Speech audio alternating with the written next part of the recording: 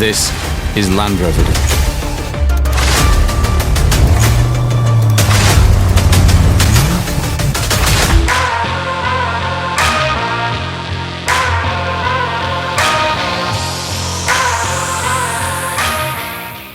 Bonjour à toutes et à tous, ravi de vous retrouver pour un nouveau numéro de l'invité de l'Infomédiaire. Mon invité aujourd'hui est Monsieur Rizk Bellarmi, directeur de la marque Jaguar Land Rover. Monsieur Bellarmi, bonjour. Bonjour. Merci d'avoir répondu à notre invitation. Merci à vous et merci d'être avec nous. L'idée est de parler un petit peu du secteur, comment il se comporte, pour par la suite faire le focus sur le volet premium, le segment premium. Très bien. Donc, tout le monde sait que le secteur de l'automobile a connu quelques années de morosité, qu'on est en train de dépasser, j'imagine. Donc, à votre avis, comment se porte actuellement le secteur ? Comme vous dites, oui, effectivement, le secteur de l'automobile, il a bien souffert des années Covid. Donc, à partir de l'année 2019, on a eu des chutes drastiques des volumes, des arrêts des ventes, qui se sont après impactés sur les productions des véhicules. Donc, la crise des semi-conducteurs. Donc après, même quand le reste des secteurs a rapidement repris, l'automobile a pris vraiment du retard. Donc ce qui s'est passé, c'est que plein de constructeurs ont demandé l'arrêt des productions en prévision de méventes, et du coup les microcontrôleurs et tout ce qui est informatique est passé au niveau de la grande distribution, et donc l'automobile s'est retrouvée avec des volumes très bas et on n'a pas réussi à avoir toutes les puces nécessaires pour produire des voitures. Donc on a dû souffrir de baisse de production, de indisponibilité de véhicules, et donc maintenant, heureusement, le secteur a rattrapé au fur et à mesure, et on peut dire qu'en 2024, la crise est bien derrière nous et tout le secteur de l'automobile a rattrapé, donc, et les productions étaient disponibles pour faire une année, on va dire, normale. Donc on a franchi le cap. On a franchi le cap, on a rattrapé le retard pour finir une année 2024 quasiment à l'année 2018 qui était une année record. Donc de 2018 à 2024, on a à peine rattrapé quelques pourcentages près l'année 2018. D'accord. Et donc le segment premium dans cette configuration? Donc le segment premium a moins été touché que le reste, comme les industries de luxe en général. Et actuellement, donc le premium, il continue à constituer 10% à peu près du marché global. Donc c'est ce qu'on a fini cette année, à peu près à 16 000 unités, ce qui constitue 10,6% à peu près du marché global. C'est-à-dire, on revient aux chiffres d'antan, c'est ça? Là aussi, sur ce segment, on pareil, ça veut dire le premium a repris et est retourné à la normale par rapport à...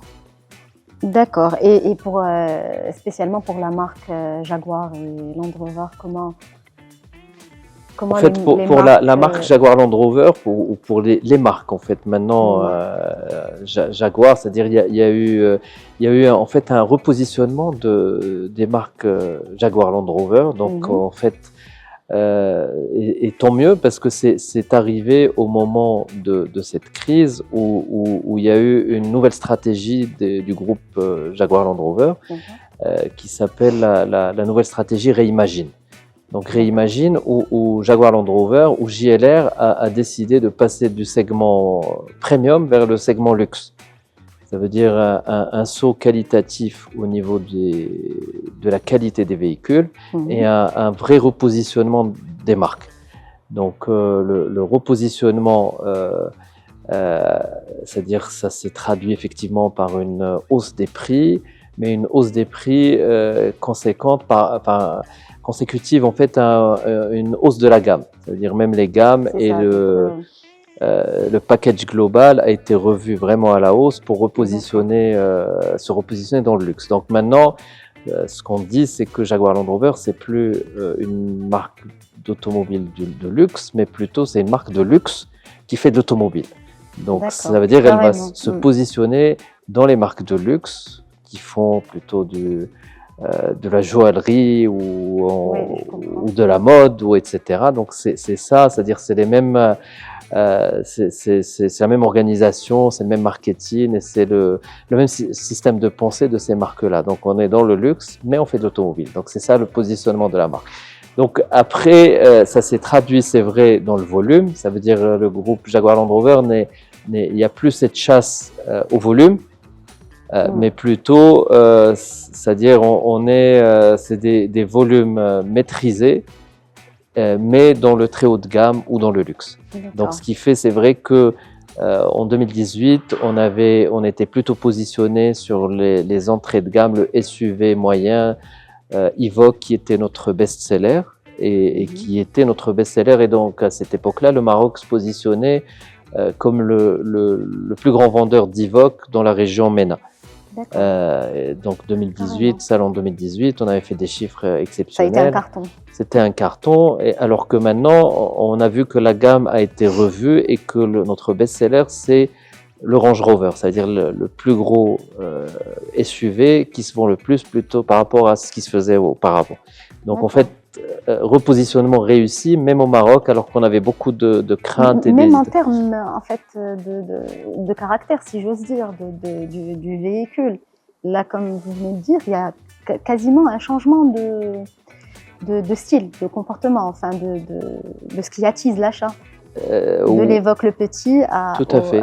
Au grand, mais en fait, ça a été, c'est-à-dire le lancement du Range Rover, c'était, c'est-à-dire on va dire une révolution par rapport à ce qui se faisait auparavant. Ça veut dire on est arrivé dans ce qu'on appelle le modern luxury ou le luxe moderne, où les designers, Jerry McGovern notamment, le designer de Range Rover, a repensé tout le design automobile de Land Rover pour arriver à quelque chose de vraiment très différent, très simple, très minimaliste par rapport à ce qui se faisait auparavant, pour être en décalage par rapport à tout le design automobile, à toute l'offre automobile. Donc, et je pense que c'est ce qui a fait la réussite et le succès de ces modèles-là, c'est qu'ils arrivent avec un design différent, décalé, très minimaliste, très comment dire, très luxueux, mais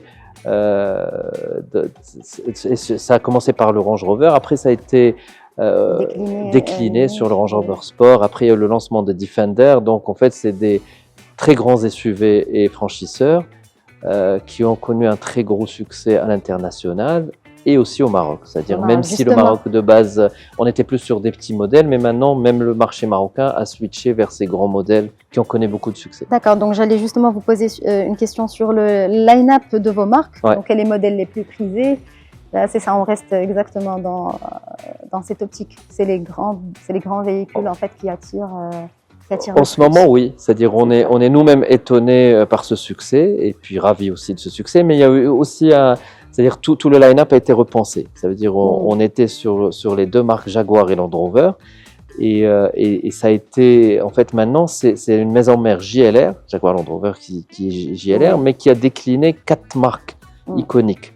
Parce que même au Maroc, on avait un peu une incompréhension des marques. Est-ce que c'est un Land Rover ou un Range Rover, etc. Donc finalement, maintenant, la marque Range Rover était tellement forte qu'elle s'est maintenant positionnée comme une marque à part. Donc nous avons la marque Range Rover, nous avons la marque, donc Range Rover, c'est tout ce qui est luxe, très haut de gamme, et donc là, ça commence par le Range Rover Sport, véhicule à côté duquel on est assis, le Range Rover Velar et le Range Rover Evoque. Donc c'est une marque avec 4 modèles. D'accord. Après, la deuxième marque, c'est le Defender. Donc, et c'est une marque à part maintenant, avec les Defender déclinés on va dire en 3 empattements. Donc on a le 90 de porte, le 110 et le 130. Après, on a le Discovery, qui est aussi une marque à part avec 2 modèles, Discovery et Discovery Sport, et Jaguar, qui est une 4e marque. Donc maintenant, c'est une marque JLR, chapeau, qui décline 4 marques avec des identités différentes et des esprits différents. Et même dans nos showrooms maintenant, en fait, sur chaque marque, c'est-à-dire on doit veiller à ce que le showroom et l'endroit du showroom où cette marque est exposée reflète l'ADN de cette marque. D'accord. Et donc, parmi ces 4-là, c'est laquelle en fait la plus la plus vendue. Donc maintenant, et c'est la première année où on a ce record, c'est Range Rover et c'est le modèle le plus grand et le plus cher et le plus luxueux de Range Rover qui, comme partout dans le monde, qui est devenu notre best-seller. Alors qu'avant, franchement, c'était d'abord l'Evoque et un tout petit peu de Range Rover. D'accord. Ok. Et par rapport au changement en fait de motorisation vers l'hybride ou carrément l'électrique, oui. Comment en fait comment ce changement a été perçu par les clients? Est-ce que on est plus soucieux de l'environnement, c'est-à-dire il y a une demande. En fait, il y a une demande. En fait, on est la première marque hybride dans le premium. Ça veut dire si on fait un focus dans le premium, 25% des ventes en hybride, c'est Range Rover. Donc, ça veut dire si maintenant, on va dire l'hybride rechargeable s'est démocratisé, c'est grâce à Range Rover. En 25% des ventes, c'est nous. Et notamment dans le grand Range Rover qui était historiquement toujours en diesel. Et maintenant, 95 de nos clients, ils ont switché du diesel vers l'hybride rechargeable. Vers l'hybride. Donc, ce qui est... Et qui n'enlève rien en fait à la puissance du moteur. Ce qui est, pardon ? C'est-à-dire qui n'impacte pas la. En fait, c'est des moteurs plus puissants encore. D'accord. Donc là, le diesel, par exemple, on est à 350 chevaux. Et par contre, l'hybride rechargeable, il passe à 460 chevaux. Donc en fait, c'est le meilleur des deux mondes. On a un véhicule qui est en partie électrique parce qu'on a une batterie qui est capable de faire rouler le véhicule en complète autonomie électrique jusqu'à 112 km. Et un moteur 6 cylindres, et dans ce cas, essence dans ce cas-là, qui est capable de prendre le relais. Donc en accumulant les deux, les deux puissances, on est quand même à 460. Ça veut dire que les clients qui avaient l'habitude de rouler sur des V8 puissants, ils trouvent leur compte, et ceux qui voulaient moins de puissance, ils trouvent aussi leur compte. Ça veut dire on profite d'une conduite très paisible en 100% électrique. Quelqu'un qui roule normalement, il fait pas 100 km par jour. Donc il peut charger le véhicule chez lui, et il peut rouler au travail et revenir, etc. sans aucun problème, 100% électrique, sans jamais aller à la pompe. Sauf quand il veut voyager, et donc là, il n'a pas de contrainte de s'arrêter pour charger au milieu de route, parce qu'il a son réservoir et le véhicule, il a son autonomie normale pour rouler. Et donc là, ça a eu un succès phénoménal, et donc on est passé franchement à 95% des ventes en hybride rechargeable. Donc la transition s'est faite dans de très bonnes conditions. C'est fait, elle continue à être faite, donc c'est ce qui est demandé par nos clients, continuer à demander l'hybride rechargeable. Alors j'imagine que les clients pour ce genre de véhicule de luxe sont assez particuliers. Quels sont les désirs les plus fous des clients que vous avez pu rencontrer, notamment après ce changement? En fait, nos clients, c'est-à-dire on a aussi une base de données de nos clients qui sont très fidèles. C'est-à-dire les clients maintenant qui sont passés à l'hybride, c'est les mêmes qui étaient en diesel auparavant et ils continuent à nous accompagner. Donc, mais j'imagine en termes d'équipement, c'est un petit peu du sur-mesure. Bien sûr, bien sûr. C'est dans ce sens. En fait, c'est vrai que c'est du sur-mesure. C'est vrai que c'est les plus fous. Mais en même temps, les clients, ils peuvent faire ce qu'ils veulent par rapport à la configuration. Et on a des configurations. Il y a des clients qui ont attendu plus d'une année pour avoir leur voiture. Donc, on va aller dans l'hyper détail avec le client il peut choisir ce qu'il veut, la couleur, des milliers de couleurs, la finition du cuir à l'intérieur, la boiserie, le volant, est-ce qu'il est en cuir, en bois, les pierres massantes dans le siège, les tablettes, les écrans, tout ça, ça existe. Mais en ce moment, c'est un peu passé de mode parce que maintenant, on est un peu dans la curation. Ça veut dire que le client, il a aussi besoin d'être, conseillé. C'est comme quand on va dans une galerie d'art. En fait, il y a des milliers de tableaux, mais on n'expose pas tout. On va exposer quelques tableaux bien choisis avec une combinaison de couleurs. Et en général, les clients, ils nous suivent. C'est-à-dire, ils aiment bien qu'on les conseille par rapport à un choix qu'on a fait. Donc après, on garde les deux. Et souvent, on a des clients très impatients. qui viennent et qui veulent leur voiture dans le mois. Oui. Donc, pas tous ils sont capables de configurer et d'attendre leur voiture pendant 3, 4, 5 mois. Maintenant, les délais se sont raccourcis. Avant, ils en ont attendu jusqu'à un moment, mais beaucoup viennent et ils veulent acheter leur voiture. C'est un peu le coup de cœur.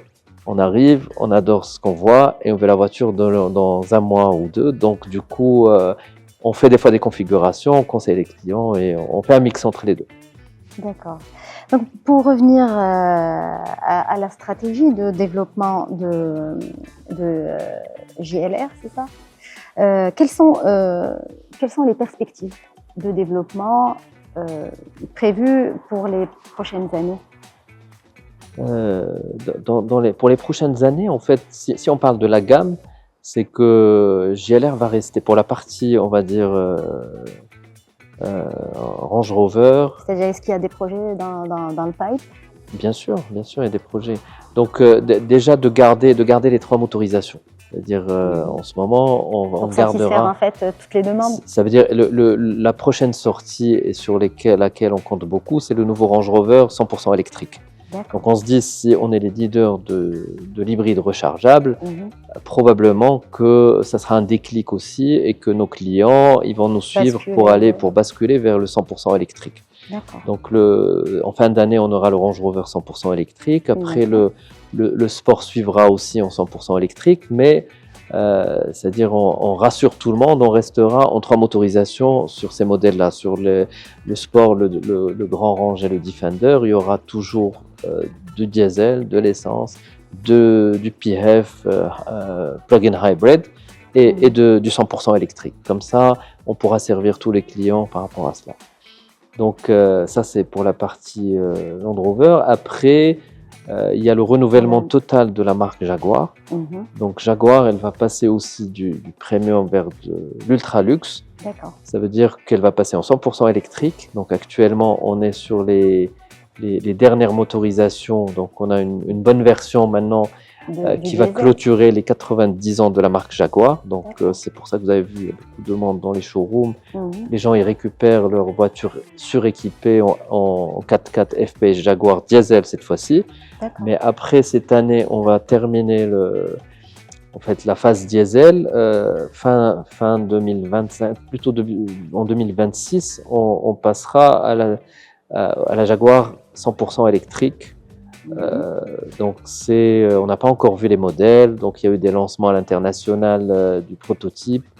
C'est plutôt des véhicules très impressionnants, mais c'est pas des 4x4 pour l'instant. On est sur du coupé 4 places, 2 portes, électrique, 5 mètres de long, grande puissance. C'est une reconfiguration. C'est une reconfiguration dans le modèle du luxe, mais même bien au-delà. D'accord. Ça, c'est pour Jaguar. Voilà. Donc, c'est les principaux. En fait, après, c'est des changements de modèle qui vont suivre au fur et à mesure. Donc, renouvellement de gamme pour la partie Evoque. Arrivée des véhicules, électrification de la gamme. Donc la gamme est bien établie et on continuera en fait à changer de véhicule. Donc là c'est par rapport à la partie, on va dire, véhicule. Le reste, c'est que nous-mêmes, on doit se repositionner et être dans cet environnement de luxe. Ça veut dire qu'on est en train de revoir la totalité du parcours client pour que quand il vient chez nous, il est dans un hôtel, dans un palace. Il faut que nos showrooms reflètent en fait ce positionnement de la marque. La satisfaction client. Tout à fait, oui.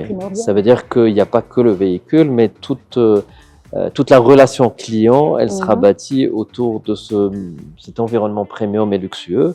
Donc ça a commencé avec on va dire des actions atomiques qui apportent beaucoup en attendant une revue globale des showrooms. Par exemple, maintenant, on a des abonnements floraux où tous les showrooms sur tout le Maroc, on change les fleurs. Il faut que ça soit des vraies fleurs naturelles sur tous les showrooms. On a une musique d'ambiance qui est définie par Jaguar Land Rover et qui est diffusée dans tous les showrooms. Comme ça, le client, il est dans cet environnement de musique. Les odeurs et les parfums, c'est des parfums Jaguar Land Rover qui sont dans les showrooms.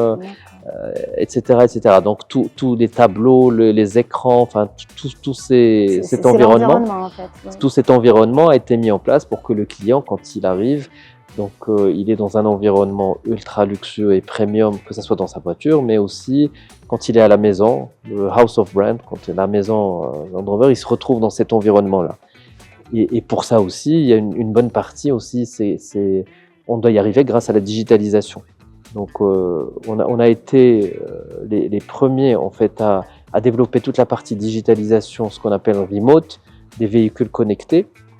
Donc c'est déjà depuis 2021 donc les premiers véhicules capables de, en cas d'accident, de contacter les secours automatiquement. Le client, s'il a un moindre problème, il a une touche, il peut appuyer, quelqu'un va lui répondre pour lui dire de quoi vous avez besoin. Une dépanneuse va venir chercher la voiture n'importe où au Maroc, la ramener chez nous. Donc tout ça, c'est la sécurité. Donc le client, il est assisté de A à Z. Donc que ça soit sur ces aspects-là ou sur son portable aussi, il faut qu'il soit toujours connecté avec nous. Donc on a des applications qui permettent de contrôler les voitures à distance, ouvrir, fermer, préchauffer, refroidir quand il fait froid, enfin suivre les trajets du véhicule, prendre un rendez-vous, tout ça. Donc tout ça, c'est l'environnement, on va dire, ultra premium qu'on propose aux clients pour qu'ils restent connectés et qu'on facilite en fait tout son parcours. Et fidèle, surtout. Et fidèle. Et on les remercie pour ça. Ils sont très fidèles à la marque. Monsieur Bellarmi, merci beaucoup pour cet échange. Pour ma part, je vous donne rendez-vous pour le prochain invité de l'Infomédia.